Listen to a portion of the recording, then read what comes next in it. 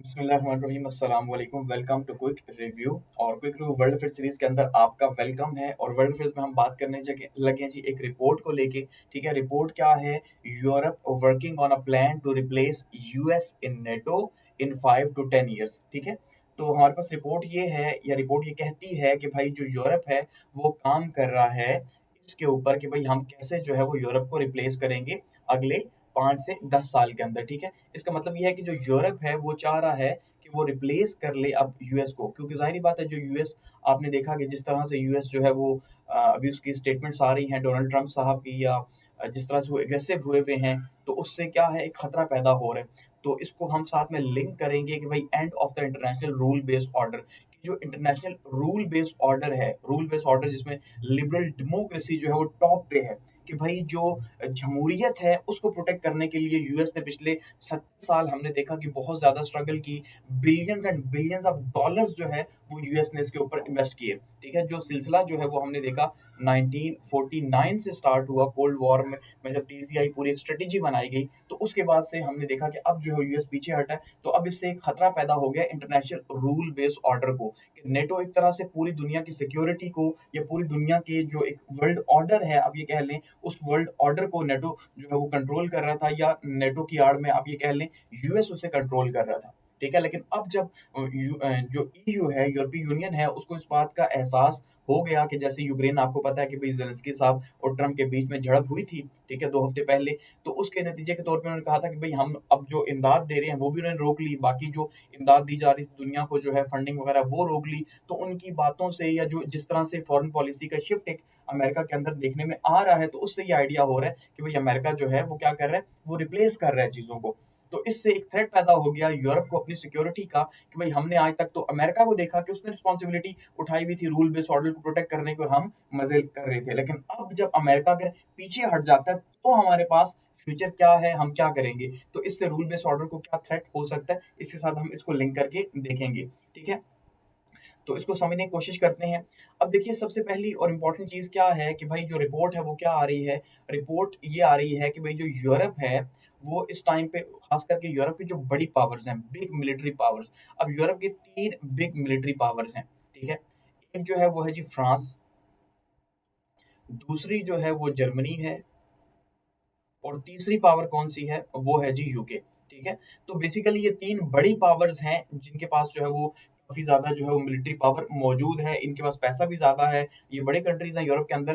तो ये जो है ये बेसिकली प्लान कर रहे हो, इन्होंने ये रिस्पॉन्सिबिलिटी ली है, और कुछ खुफिया मीटिंग्स जो है वो हुई हैं, ठीक है? ज़ाहिर-सी बात है, इस प्लान को भी अगर एक्सपोज़ करते हैं, जो कि अब हो चुका, तो अमेरिका को ज़्यादा गुस्सा आएगा कि अच्छा, आप हमारे अगेंस्ट जो है, या आप कोई ऐसा अलायंस बनाएँगे जिससे आप अमेरिका को साइडलाइन कर सकें। तो अभी कुछ मीटिंग्स हुई हैं खुफिया तौर पे, जिसमें जो है कहा जा रहा है कि तीनों मालिक जो है शामिल थे, और अब इनकी कोशिश ये है कि हम जो सिर्फ़ यूरोप को जो है फ़ोकस करें, ठीक है? और यूरोप को फ़ोकस करके हम अपना यूरोप का एक सिक्योरिटी सिस्टम लेके आएँ। देखिए, यूरोप के लिए ये करना थोड़ा मुश्किल ज़रूर है, लेकिन वो कर सकता है। उसका रीज़न ये है कि यूरोप ऑलरेडी, ईयू जो है उसका अमेरिका तो हिस्सा नहीं है, ठीक है? लेकिन फिर भी यूरोपीय यूनियन की एक अपनी पार्लियामेंट है, अपनी डेमोक्रेसी है, अपना स्ट्रक्चर है, तो हर चीज़ उनकी इकोनॉमी इंटीग्रेट है, तो हर चीज़ इंटीग्रेट है, सिर्फ़ डिफेंस को छोड़ के। समझ गए हैं? तो यूरोपीय यूनियन की हर चीज़ इंटीग्रेटेड है, तो उन्हें इस चीज़ के लिए ज़्यादा मुश्किल नहीं होगी। अब वो डिफेंस की जो रिस्पॉन्सिबिलिटी थी, वो जो है वो इस टाइम तक यूएस देख रहा था, और उसने ये फैसला किया हुआ था कि भई क्यों, कि कोल्ड वॉर में वो सोवियत यूनियन के सामने था, और दुनिया का, ज़ाहिर-सी बात है, एक लीडर बनने का उसे वर्ल्ड वॉर सेकंड के बाद मौका मिला था। तो ये जो रूल बेस्ड ऑर्डर है, ये वर्ल्ड वॉर सेकंड के बाद बेसिकली स्टार्ट हुआ था। यानी आप ये कह लें कि जो अमेरिका की मोनोपोली है, ये जो ऑटोक्रेटिक रूल है, हमने देखा कि भई पहले 2 पावर्स की लड़ाई, लेकिन फिर भी हमने देखा कि मेजॉरिटी जो है वो अमेरिका को ही सपोर्ट कर रही थी, या वेस्ट जो है, तो इसलिए अमेरिका ने वो मौका हाथ से जाने नहीं दिया। एक्टिव पार्ट प्ले किया जो है फॉरेन पॉलिसी के अंदर, और जो बाहर के मालिक थे, जहाँ-जहाँ पे उसने देखा कि भई जो लिबरल जमहूरियत है, ठीक है जी? जो यानी जमहूरियत है बेसिकली, क्योंकि जो सोवियत यूनियन का मॉडल है, वो तो कम्युनिस्ट या सोशलिस्ट मॉडल था, और वो जमहूरियत के अगेंस्ट था। तो उस हिसाब से उनका, जहाँ पे जमहूरियत को थ्रेट होगा, चाहे वो पाकिस्तान है, कुछ कोई भी मुल्क है, वहाँ पे हम उसे प्रोटेक्ट करेंगे हम, क्योंकि वो भी हमारे नेशनल इंटरेस्ट के अंदर है। क्योंकि इससे डोमिनो इफेक्ट पैदा होता है कि अगर वो किसी को प्रोटेक्ट नहीं करेंगे, वो अगर सोवियत यूनियन के पास चला गया, तो दूसरा भी जाएगा, तो ये एक सिलसिला है। तो बेसिकली अब ये जो बड़ी पावर्स हैं, ये जो 70 साल से रिलाई कर रही थी अमेरिका के ऊपर, तो अब जब ये देख रही है कि भाई जो यूएस है, ठीक है? वो किस तरह से अपनी पॉलिसीज़ बदल रहा है। अमेरिका फर्स्ट का स्लोगन डोनाल्ड ट्रम्प साहब का है। अब ये तो नहीं कहा जा सकता 4 साल बाद ये दोबारा से जीत के ना आए, मे बी इन्हीं की पार्टी का कोई बंदा जीत के आ जाए, ठीक है? तो फिर क्या होगा? फिर बहुत मुश्किल हो जाएगी। इसलिए यूरोप ऑलरेडी ये प्लान कर चुका है कि अगले 5 से 10 साल के अंदर-अंदर हमने अपना एक सिक्योरिटी का ढांचा बनाना है, जो कि यूएस से हट के हो। यानी जो जो कंप्लीटली जो है हम बड़ी पावर, यानी फ्रांस, जर्मनी और यूके जो है वो इसको हैंडल कर रही है और पूरा यूरोप जो है वो इसके अंडर हो, ताकि हम यूरोप की अपनी प्रोटेक्शन जो है उसको देख सकें, बजाय इसके कि हम यूरोप की प्रोटेक्शन के लिए जो है वो अमेरिका को देखें। इसीलिए आप देखें जब यहाँ पे झड़प होती है ज़ेलेंस्की साहब की, ट्रम्प और ज़ेलेंस्की की जो झड़प हुई, उसके नतीजे के तौर पे यहाँ पे जो यूरोपियन कंट्रीज़ हैं, ख़ास करके फ्रांस जो है, यूके जो है, इन्होंने मज़ीद, फ्रांस ने अभी रिसेंटली आपने देखा इमदाद का मज़ीद ऐलान किया, तो इन्होंने जो है फंडिंग बढ़ा दी है। ठीक है? यूक्रेन की फंडिंग बढ़ा दी है, क्योंकि ये अभी भी रशिया को थ्रेट समझते हैं अपने लिए और ये समझते हैं कि ये वॉर हमारी है, यानी यूरोप की वॉर है, तो इसलिए ये ज़ाहिर-सी बात है फंडिंग बढ़ा रही है। तो अब यूनाइटेड किंगडम है, फ्रांस है, जर्मनी है और नॉर्डिक जो कंट्रीज़ हैं, बाकी स्टेट्स मिलके अब ये नेटो को रिप्लेस करने के लिए जो है कर रही हैं, और ये रिपोर्ट है फाइनेंशियल टाइम्स की, ठीक है? फाइनेंशियल टाइम्स के अंदर जो है इस रिपोर्ट का ज़िक्र किया गया। अब मज़ीद अगर हम सोर्स की बात करें तो ब्लूमबर्ग न्यूज़ जो है उसने भी फ्राइडे को ये बात बताई है कि जो नेटो है बेसिकली अब वो उस तरह से, हमें ये लग रहा है कि आने वाले वक़्त के अंदर शायद काम ना कर सके, क्योंकि यूएस जो है उसको ब्लेम कर रहा है कि भई आप अपने जीडीपी का 3% इन्वेस्ट नहीं करते, जबकि अमेरिका जो है वो अपनी जीडीपी का 3% इन्वेस्ट करता है, तो आप भी करें, और डिफेंस की सारी रिस्पॉन्सिबिलिटी जो है वो अमेरिका के पास ही है, तो आप खुद अपनी रिस्पॉन्सिबिलिटी लें। जैसे उन्होंने यूक्रेन को कहा कि हम क्यों जो है वो आपके लिए अपने जो है वो फौजी भेजें या अपना जो है वो अपने ऊपर कर्ज चढ़ाएँ। ट्रम्प साहब ने कहा, जब तक आप मिनरल डील साइन नहीं करेंगे, अभी वो कहा जा रहा है भई मिनरल डील शायद साइन हो जाए, और अमेरिका ने इमदाद जो वापस कर दी थी, जो रोक लिया था, वो वापस स्टार्ट हो गई है। इसी तरह से कहा जा रहा है शायद न्यूक्लियर रिएक्टर्स जो है वो ट्रम्प साहब चाह रहे हैं कि वो इनके हवाले कर दिए जाएँ, ठीक है? तो ये भी देखा जा रहा है। तो इसलिए अब ये जो हालात हैं, और दूसरा अब ये जो स्टेट्स हैं ना, ये जो यूरोपियन स्टेट्स हैं, कनाडा फिलहाल इनके साथ ही है, क्योंकि कनाडा को भी ट्रम्प की तरफ से ज़ाहिर बात है थ्रेट है कि भई आप हमारी 51st स्टेट बन जाएँ, तो ज़ाहिर बात है कनाडा को थ्रेट है। क्यूबेक जो लाइब्रेरी है उसकी एंट्री भी बंद कर दी है अमेरिका ने कैनेडियंस के लिए। तो इसका मतलब ये है कि कनाडा और अमेरिका के बीच में भी जो एक वो, हम ये कहते हैं ना कनाडा गए, अमेरिका गए, एक ही बात है, ठीक है? तो अब वो एक बात वाली कहानी हमें चेंज होती दिखाई दे रही है, और ज़ाहिर-सी बात है इसका इम्पैक्ट जो है वो कनाडा के ऊपर आएगा, ठीक है? अब जो टैरिफ की बातचीत की जा रही है वो कि लगा के वापस ले लिया, लेकिन लगेगा टैरिफ, आगे हम चीज़ों को देखेंगे, तो ये चीज़ें बहुत ही इम्पोर्टेंट है। तो अब ये सोर्स ये बता रहा है कि भाई जो 30% जो स्टॉक पाइल है उसमें हम देख रहे हैं वो नेटो के अंदर वो यूएस का हिस्सा है, यानी इसका मतलब 100% ये अगर हम शेयर देखते हैं नेटो का, तो इसमें से 30% तो आप ये कह लें कि ये यूएस का है, और बाकी 70% जो है वो बाकी कंट्रीज का है।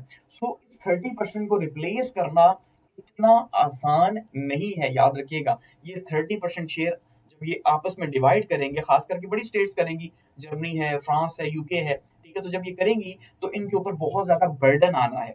अपनी इनकी इकोनॉमीज़ जो है कहीं न कहीं फंडिंग रोकेंगे, तो ये फंडिंग सारी डिफेंस के अंदर आएगी। समझ गए हैं? जबकि इनकी डिफेंस की इंडस्ट्री तो उस तरह से नहीं है, तो इनके लिए बहुत ज़्यादा चीज़ें जो है वो मुश्किल हो जाएँगी। तो इसलिए अब इन्हें फाइनेंशियल टाइम की रिपोर्ट ये बता रही है कि भई अब इन्हें ये खतरा है कि यूएस किसी भी टाइम पे यूनिलैटरली जो है डिक्लेयर कर दे कि भई वो नेटो से पीछे हट रहा है। जो आर्टिकल 5 है वो तो ये बात करता है नेटो का कि भई हमारा मुश्तरका जो है वो डिफेंस है, तो अगर वो पीछे हो गए तो फिर क्या होगा?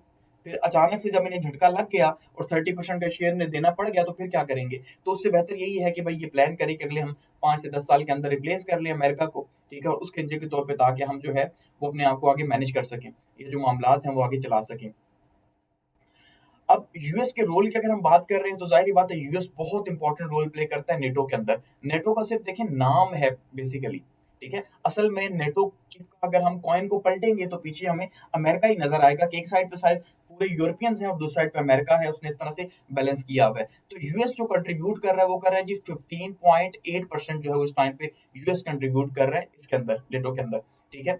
तो उस हिसाब से अगर हम देखेंगे इनके एक्सपेंडिचर्स को जो 3.5 बिलियन पे हैं इस टाइम पे, 3.5 बिलियन पे जो है वो नेटो के एक्सपेंडिचर्स अगर आप देखें तो उसमें कंट्रीब्यूट किया जा रहा है अमेरिका की तरफ से, और साथ में 80,000 से 1 लाख के करीब जो सोल्जर्स हैं वो भी जो है वो डिप्लॉय किए जा रहे हैं अमेरिका की तरफ से, या वो भी हर टाइम पे महाज पे मौजूद होते हैं, भाई किसी भी टाइम पे उन्हें लड़ना पड़े या वॉर जो है वो कर रहे होते हैं, ठीक है? तो इसका मतलब ये है कि जो यूरोप का जो शेयर है वो उसको रिप्लेस करना इतना आसान नहीं है, ठीक है, सॉरी, जो यूएस का शेयर है, तो उसको रिप्लेस करने के लिए इन्हें काफ़ी ज़्यादा हिम्मत और ताकत चाहिए, सोल्जर्स भी चाहिए। अब आबादी भी इतनी ज़्यादा यूरोप की तो नहीं है, अमेरिका की तो है, अमेरिका तो मैनेज कर लेगा, लेकिन इनके लिए बहुत ज़्यादा जो है मुश्किल होगी। तो अब इसलिए ये जो बड़े कंट्रीज़ हैं, ये फैसला कर चुके हैं कि भई हम जो है, वो क्या करेंगे जी, हम रिप्लेस करेंगे। अब इनको क्या करना होगा, अब इन्होंने ये प्लान किया कि हम अपनी स्पेंडिंग्स जो है वो ये 30% जो हम ले रहे हैं शेयर, ठीक है, ये 15% का जो शेयर है, हम इसको रिप्लेस करेंगे, ठीक है, और रिप्लेस करके उसके बाद हम क्या करेंगे, हम अपने ऊपर रिलाई करेंगे और अपना एक पूरा स्ट्रेटेजिक सिस्टम डेवलप करेंगे कि अमेरिका की हमें इसमें ज़रूरत ही ना हो और बगैर अमेरिका के हम जो है करें। उसके लिए वो क्या करेंगे जी, डिफेंस के अंदर, ठीक है, डिफेंस सिस्टम यानी कि इसी तरह से डीप फायर कैपेबिलिटीज़ को बढ़ाएँगे, लॉजिस्टिक्स को बढ़ाएँगे, कम्युनिकेशन को बढ़ाएँगे, इंफॉर्मेशन सिस्टम को बढ़ाएँगे और मैन्यूवर कैपेसिटीज़ को बढ़ाएँगे। यानी हर वो चीज़ जो अमेरिका का जो शेयर था उसको रिप्लेस करके ये सारा जो है वो अपना हिस्सा डालेंगे उन चीज़ों के अंदर, चाहे वो एयर है, चाहे वो ज़मीन के ऊपर उनकी मिलिट्री कैपेसिटी है, समंदर के अंदर है, ठीक है, नेवल बेसिस के अंदर हर तरह की कैपेसिटी को जो है वो बढ़ाया जाएगा। अब ये तो है रिपोर्ट। अब सवाल ये है, जो सबसे इम्पोर्टेंट चीज़ है, वो ये है कि इम्पैक्ट ऑन ग्लोबल डायनामिक्स, इसका इम्पैक्ट पॉसिबली क्या हो सकता है? देखिए, अभी तो इम्पैक्ट जो पॉसिबल है वो हम अगर देखें तो लास्ट ईयर तक यानी 2024 का जो समिट हुआ था नेटो का, उसके अंदर आपने देखा जो क्वेश्चंस आ रहे थे, ठीक है, सीएसएस के अंदर भी क्वेश्चन आए कि भाई नेटो किस तरह से चीज़ों को जो है जकड़ रहा है और अब किस तरह से चाइना को काउंटर करने की पॉलिसीज़ बना रहा है। तो अब हम ये देख रहे हैं कि वो चीज़ हमें यहाँ पे टूटती हुई दिखाई दे रही है। हम पिछले साल तक बात कर रहे थे नेटो की स्ट्रेंथ की, इसकी ताकत की बात कर रहे थे कि इसकी ताकत बढ़ती जा रही है। लेकिन अब हम देख रहे हैं कि भई इस साल से बात हो रही है कि शायद नेटो ही डिसमेंटल हो जाए और इसको इस तरह से थ्रेट आ चुके हैं, ठीक है? तो उसमें एक तो होगा ये कि शिफ्ट होगा ग्लोबल पावर स्ट्रक्चर के अंदर कि वो जो इस टाइम पे वर्ल्ड रूल चल रहा था, ठीक है जी? जो हम कह रहे थे कि भई वर्ल्ड वॉर सेकंड के बाद जो है वो स्टार्ट हुआ है, शायद उसमें हमें कहीं देख रहे हैं कि एक टूट-फूट का शिकार होगा और वेस्टर्न पावर्स जो है वो आपस में ही जो है वो एक शिकार हो जाएँगी टूट-फूट का, ठीक है? यूएस स्ट्रेटेजिक फोकस जो है वो उसका नेटो से हट के ये कहा जा रहा है शायद एशिया पैसिफिक के ऊपर हो जाए, यानी वो फिर भी चाइना को नहीं छोड़ेगा, ठीक है? समझ रहे हैं? तो इसलिए शायद वो जो है वो ऑस्ट्रेलिया के साथ मिलके जो क्वाड्स बना हुआ है ऑलरेडी, ठीक है? ऑकस है, वहाँ पे वो काम करेगा सबमरीन्स के ऊपर या जो इंडिया है उसके साथ। तो अब यहाँ पे इसका मतलब यहाँ पे इंडिया के साथ इसका अलायंस बढ़ेगा आने वाले वक़्त के दौरान, ठीक है? हम ये देखेंगे और साथ में ऑस्ट्रेलिया के साथ जो है वो पैसिफिक ओशन के अंदर बढ़ेगा और साथ में जापान के साथ। तो इन 3 ममालिक के साथ इसका ताल्लुकात अमेरिका के बढ़ेंगे, ठीक है? और इनको ये ज़्यादा से ज़्यादा फंडिंग देगा चाइना को काउंटर करने के लिए और यूरोप से दूर हो जाएगा। तो स्ट्रैटेजिकली अब आप ये कह रहे हैं कि पहले नेटो तो एक आयरन कर्टेल बना हुआ था, वर्ल्ड वॉर सेकंड के बाद का जो कॉन्सेप्ट था कि भई इस साइड पे नहीं आने देंगे। तो अब उन कंट्रीज़ को शायद थ्रेट नहीं है, अब हम किस तरह से आइडियोलॉजीज़ को अगर उन्होंने प्रोटेक्ट करना है तो वहाँ पे जाके, तो वो जापान के साथ, ठीक है, ऑस्ट्रेलिया के साथ और इंडिया के साथ के अपने ताल्लुकात को मज़ीद आगे बढ़ाएगा। तो हमारे लिए भी एक थ्रेट है कि इसका मतलब इंडिया मज़ीद यूएस के करीब होगा, उसकी पावर बढ़ेगी तो पाकिस्तान के लिए भी एक थ्रेट पैदा होगा, ठीक है? तो इससे जो है देखेंगे। इसके अलावा हम देख रहे हैं जी ऑपरेशनल चैलेंजेस जो हैं वो ज़ाहिर-सी बात है आएँगे क्योंकि नेटो की जो कैपेबिलिटीज़ थी वो अमेरिका के सर पे थी, तो अब जब वो नहीं होंगी तो नेटो इतना पावरफुल नहीं होगा। तो उससे जो यूरोप है उसकी सिक्योरिटी के लिए भी खतरा पैदा होगा कि यूरोप शायद इतना पावरफुल जो है वो आने वाले वक़्त के अंदर ना रहे, ठीक है? ग्लोबल डिफेंस इंडस्ट्री जो है उसको भी इसका नुकसान हो सकता है। अभी जो वेस्ट जो है यानी मगरबी ममालिक जो है वो मिल के एक पूरा स्ट्रक्चर चला रहे हैं डिफेंस इंडस्ट्री का और वो सारा बेस कर रहा है चाइना या रशिया के थ्रेट के ऊपर। तो अब जब यूरोप इसको अलग करेगा तो इसका मतलब ये यूरोप जो है वो वहाँ पे शिफ्ट हो जाएगा अगर नेटो, ठीक है? तो इसका मतलब सारी जो ग्लोबल इंडस्ट्री है डिफेंस की वो शायद यूरोप के अंदर शिफ्ट हो जाए, ठीक है? और अमेरिका जो है वो इसी तरह से आउटसोर्सिंग करके जो है वो जापान के अंदर, इंडिया के अंदर वहाँ पे इन्वेस्टमेंट को करे और वहाँ से क्योंकि ऑपरेट करना आसान है चाइना को काउंटर करने के लिए, तो अब वो उस तरह का फोकस शायद कर सकता है। जियोपॉलिटिकल स्टेबिलिटी की बात करें तो इससे देखिए डिटरेंस का भी हमें एक कॉन्सेप्ट सामने आ रहा है, ठीक है? अब यहाँ पे एक अनार्की थोड़ी ज़्यादा बढ़ेगी। अब कहने को तो अगर हम ये कहते हैं कि जंगल में एक शेर है, तो इसका मतलब ये है कि बाकी सब पीसफुली रहेंगे। लेकिन जब बहुत सारे शेरों का राज होगा वहाँ पे, तो चीज़ें मुश्किल हो जाएँगी। ज़ाहिर-सी बात है हर कोई टकराएगा, हर कोई अपनी पावर बढ़ाने की बात करेगा। अभी ऑलरेडी नेटो की पावर ही इतनी ज़्यादा है कि इससे तो कोई टक्कर ही नहीं ले सकता, ठीक है? चाहे वो चाइना हो, रशिया हो, नेटो के साथ तो वो नहीं टकरा सकता, किसकी पावर ज़्यादा है। तो इसलिए पावर सस्टेन हुई हुई है और एक बैलेंस बना हुआ है पावर का, ठीक है? लेकिन जैसे ही अमेरिका यहाँ से निकलेगा, ये यूरोप अपनी सिक्योरिटी को देखेगा, तो फिर अमेरिका अपनी तरफ से बैलेंस ऑफ पावर बनाने के लिए बहुत सारी कंट्रीज़ को जैसे मैंने कहा कि भई ऑस्ट्रेलिया को, जापान को और इंडिया को अपने साथ मिलाने की कोशिश करेगा, अपनी पावर को बढ़ाएगा पैसिफिक ओशन के अंदर, यूरोप अपनी पावर को बढ़ाएगा, फिर अपने-अपने मफादात हो जाएँगे ना, नेशनल इंटरेस्ट जो अभी एक थे, ग्लोबल इंटरेस्ट के नाम के ऊपर कि भाई हम ग्लोबली जमहूरियत को प्रोटेक्ट कर रहे हैं, तो ये चीज़ हमें नज़र नहीं आएगी रूल बेस्ड ऑर्डर जब खत्म होगा, ठीक है? तो यहाँ पे जियोपॉलिटिकल शिफ्ट भी बहुत ज़्यादा हमें देखने को मिलेगा और वो भी हमें जो है वो आने वाले टाइम में उसका अंदाज़ा हो जाएगा। अच्छा, अब यहाँ पे इसके साथ हम लिंक कर रहे हैं इस Trump the end of the international rule based order कि ट्रम्प साहब जब से आए हैं, आने से पहले भी उनके जो दावे थे, जो वादे थे, जैसे उन्होंने आपने देखा कि 2 दिन पहले जो है वो एजुकेशन की जो डिपार्टमेंट है पूरा वो ही खत्म कर दिया, कि उन्होंने प्रॉमिस किया हुआ था कि भई हमें ये फ़ायदा नहीं दे रहा तो हम इसको खत्म कर देते हैं।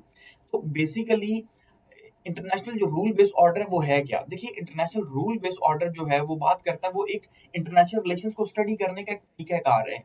इंटरनेशनल रिलेशंस में हम क्या देख रहे होते हैं कि भाई बेसिकली एक प्रेडिक्टेबिलिटी पैदा हो रही होती है।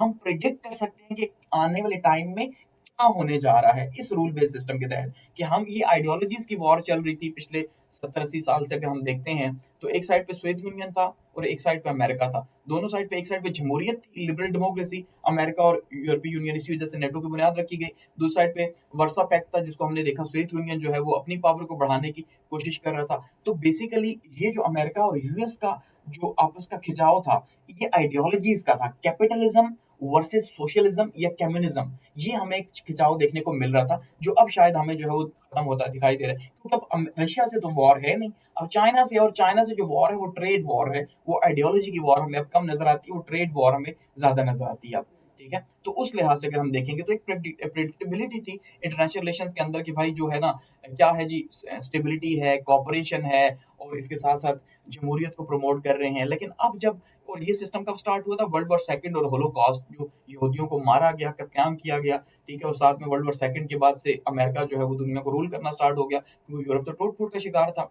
ठीक है? तो ये रूल बेस्ड ऑर्डर की एक बुनियाद जो है वो हमने देखा अमेरिका ने रखी, और उसमें ये कहा गया कि भाई कोई भी अमेरिकन आइडियोलॉजी, आप ये कह लें कैपिटलिस्ट या जमहूरी और रिवायात के खिलाफ है, तो उसके खिलाफ पूरा वेस्ट इकट्ठा हो जाता था कि भाई तुम क्यों खिलाफ हो, ठीक है? हालांकि अफ्रीकन कंट्रीज को या पाकिस्तान या इंडिया जैसे कंट्रीज को, या जो एशिया की कंट्रीज हैं, ठीक है, इन कंट्रीज को हमेशा से ही इससे इशू रहा है कि भाई ये जो रूल बेस्ड ऑर्डर है, आप कहते तो हैं ये रूल बेस्ड ऑर्डर है, ये इक्वेलिटी है, लिबर्टी है, फ्रीडम है, जो आप ये कहते हैं, लेकिन ये सिर्फ आपके मफाद के लिए है, हमारे मफाद के लिए नहीं है, ठीक है? हमारी जगह ये चीजें चेंज हो जाती हैं, यही चाइना कहता है, यही हम भी कहा करते थे। तो अब इस रूल बेस्ड ऑर्डर में हमने देखा इंटरनेशनल लॉ के अंदर इसने जगह ले ली, जैसे आईसीसी ने या आईजेसी जो है, इंटरनेशनल कोर्ट ऑफ जस्टिस जो है, वो किस बेस के ऊपर देखता है कि भाई कोई इंटरनेशनल क्राइम है नहीं है, उसी रूल बेस्ड ऑर्डर के ऊपर देख रहा होता है ना। तो इसी तरह से मल्टी नेशनल ऑर्गेनाइजेशन जो है इसके ऊपर काम कर रही हैं, जैसे यूएन काम कर रहा था, तो एक पूरा सिस्टम रूल बेस्ड ऑर्डर का सेट हुआ था। सोवरेनिटी को देखा जा रहा था, सेल्फ डिटर्मिनेशन को, टेरिटोरियल इंटीग्रिटी को, डिस्प्यूट्स को, और किसके थ्रू रिजॉल्व करना, डिप्लोमेसी के थ्रू। लेकिन अब ये चीजें हम ये देखेंगे कि भाई जब ये तकसीम होगी तो ये चीजें चेंज हो जाएंगी, क्योंकि अभी तक अमेरिका ही कहता था हमने जितनी जंगें की, वॉर फॉर पीस, यही अमेरिका का कॉन्सेप्ट था, 20 साल अफगानिस्तान में लगा के गया, ठीक है, इराक को बर्बाद कर दिया, और एक ही बात कही कि भाई हम चाहते हैं कि ये न्यूक्लियर वेपन्स ना बनाए, या ये वॉर जो है वो पीस के लिए है, समझ रहे हैं ना? तो पीस क्या है? पीस बेसिकली या डेमोक्रेसी को प्रमोट करने के लिए या ह्यूमन राइट्स को प्रमोट करने के लिए, तो ये रूल बेस्ड ऑर्डर का हिस्सा है। लेकिन अब ग्लोबल साउथ ने तो उसको कभी एक्सेप्ट नहीं किया, लेकिन अब जब ये चेंज हो जाएगा, अब अमेरिका अपनी बात कर रहे हैं, ट्रम्प साहब जो है वो बात कर रहे हैं अमेरिका फर्स्ट की, तो जब अमेरिका या यूएस फर्स्ट की बात होगी तो जाहिर बात है यहाँ पे चीजें बदल जाएंगी। तो ये जो रूल बेस्ड ऑर्डर है, इससे अब एक तरफ तो खुश होने की बात है कि अच्छा है कि भाई ये जो रूल बेस्ड ऑर्डर जो सिर्फ पावरफुल को सपोर्ट करता था, ठीक है, माइट इज राइट को सपोर्ट करता था, वो एटलीस्ट खत्म हो जाएगा, दुनिया एक फेयर तरीके से आगे बढ़ सकती है। लेकिन ये आपकी सोच है, याद रखिएगा, ऐसा नहीं होने लगा, इससे मजीद अनार्की फैलेगी। दुनिया में कोई एक पावर है तो शायद एक बैलेंस बना रह सकता है, लेकिन जब पावर डिस्ट्रीब्यूट होगी, अब हम मल्टीलैटरलिज्म की तरफ जा रहे हैं, तो रियलिस्ट जो है वो ये बिलीव करते हैं कि जब हम मल्टीलैटरलिज्म की तरफ जाएंगे तो ये नहीं हो सकता कि भाई कॉन्फ्लिक्ट्स कम हो जाएं, इससे कॉन्फ्लिक्ट्स दुनिया में बढ़ जाएंगे, इससे मजीद जो है वो पावर डिस्ट्रीब्यूट हो जाएगी, समझ गए? तो कोई एक पावरफुल तो रहेगा नहीं, तो एक दूसरे के साथ लड़ाई होगी, अनार्की मजीद फैलेगी, डिटरेंस मजीद जो है फिर उसकी जरूरत पड़ेगी, मजीद केमिकल वेपन्स बनेंगे और ये सारे मामलात होंगे। तो इसी तरह से अब देखिए, अगर अमेरिका है उसने फंडिंग रोक ली है, जैसे आपने देखा कि यूएन की फंडिंग रोकी है, बहुत सारी जगहों पे इसी तरह यूएस एड की फंडिंग रोकी है, तो उससे पाकिस्तान को भी नुकसान हो रहा है। इवन सिंध के अंदर बहुत सारे जो प्रोजेक्ट्स यूएस एड की मदद से हो रहे थे वो रुक गए हैं, जो स्कूल चल रहे थे इनकी मदद से वो जो है वो अब उन्होंने वर्किंग बंद कर दी पूरी दुनिया के अंदर, अफ्रीका के अंदर। तो ये एक थ्रेट है, अमेरिका दुनिया को संभाले भी था, वो की गलत बात थी कि वो खुद को खुद संभाले, लेकिन बहुत मुश्किल है, तो इससे दुनिया में मजीद क्राइसिस बढ़ेंगी, समझ गए? तो इसका मतलब ये है कि जब रूल बेस्ड ऑर्डर खत्म होगा, तो उसके नतीजे के तौर पे क्या डेवलप होगा, ठीक है? जब रूल बेस्ड ऑर्डर ने एंड होना है, तो वहां पे मल्टीलैटरलिज्म ने जन्म लेना है, जो ऑलरेडी हो रहा है। अब जब मल्टीलैटरलिज्म आएगा, तो मल्टीलैटरलिज्म अच्छाई भी लाएगा, उसके प्रोस भी होंगे, उसके कॉन्स भी होंगे, लेकिन उसमें सबसे ज्यादा होगा अनार्की फैलेगी, मजीद बढ़ेगी, किसी का किसी पे कंट्रोल ही नहीं रहेगा। फिर किस किस प्लेयर को आप एग्री करते रहेंगे कि भाई आओ बैठो वॉर को खत्म करें, ठीक है जी, पीस की तरफ जाना चाहिए, तो ये चीजें बहुत ज्यादा मुश्किल हो जाएंगी। तो इससे क्या होगा, जो ग्लोबल गवर्नेंस सिस्टम है वो कोलैप्स हो जाएगा। और ये बहुत इंपॉर्टेंट क्वेश्चन है, ये जो हम कर रहे हैं ये आपसे पूछा जाएगा, याद रखिएगा। तो ये जो ग्लोबल गवर्नेंस का सिस्टम है, पूरी दुनिया में यूएन की गवर्नेंस इस टाइम पे अगर आप देखें चल रही है, उसके बाद हम देखते हैं जी यूएस का रूल चल रहा है, बुरा सही, लेकिन दुनिया के छोटे छोटे प्लेयर्स कम से कम इकट्ठे हुए में हैं, और वो लड़ नहीं रहे कि भाई अमेरिका हमें क्या कहेगा। लेकिन अब जब ये तकसीम हो जाएगी, तो छोटे छोटे पावर ग्रुप्स बन जाएंगे। तो ये जैसे गैंगस्टर्स होते हैं ना छोटे छोटे, भाई एक के साथ दूसरे, दूसरे के साथ, तो उससे क्या होगा, ये गैंगस्टर टाइप सिस्टम डेवलप होगा दुनिया के अंदर, ज्यादा अनार्की फैलने का खतरा है, एक्सपर्ट्स का ये कहना है, ठीक है। तो अब हमने क्या देखा कि भाई रूल बेस्ड ऑर्डर जो है उसको थ्रेट है, और दूसरा ये जो नेटो को रिप्लेस किया जाएगा अगले 5 से 10 साल में, इसका क्या जो है पॉसिबल इम्पैक्ट हो सकता है, ठीक है।